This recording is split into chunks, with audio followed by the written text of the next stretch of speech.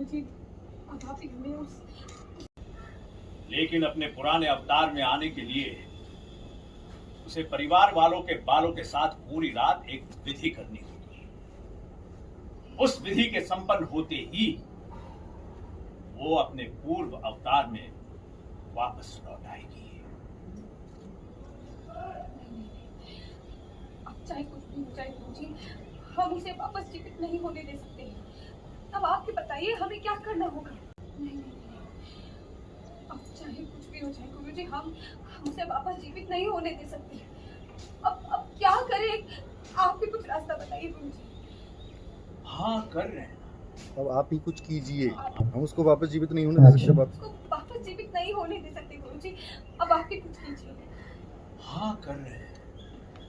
ये जो हवन हमने किया है उसके कारण उसकी शक्तियां कमजोर हो गई है। परिवार वालों को धीरे धीरे अपना अतीत उस शरीर पर नियंत्रण कर लिया था।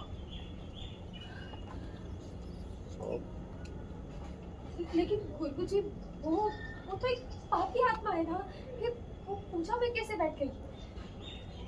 क्योंकि जिस शरीर पर उसने नियंत्रण प्राप्त कर लिया है वो एक पवित्र इंसान है। उसने अपने जीवन में बहुत सारे पुण्य बटोरे हैं।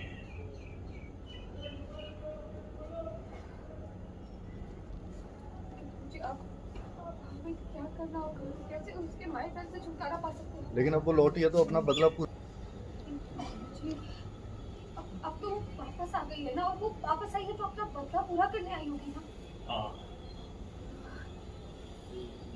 लेकिन उसकी Continue rolling action. हाँ, लेकिन अपने पुराने अवतार में आने के लिए उसे परिवार वालों के बालों के साथ पूरी रात एक विधि करनी होगी। उस विधि के संपन्न होते ही वो अपने पूर्व अवतार में वापस लौट आएगी। अब चाहे कुछ भी हो जाए गुरुजी, हम उसे वापस जीवित नहीं होने दे सकते हैं। अब आप ही बताइए।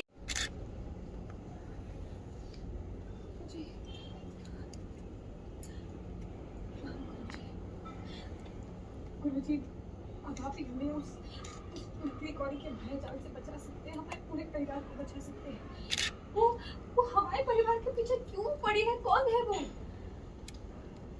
हम उस चोटी को भस्म करके उसकी राख को जब ले जा रहे थे, फ्लैशबैक में बताया सब गौरी को देख के बोल रहे थे वैसे वो गौरी हो गया, जिंदा सब हो बता गई दिया थी। आपने। इसका मतलब वो उस नकली कौड़ी का जन्म उस छोटी से हुआ है।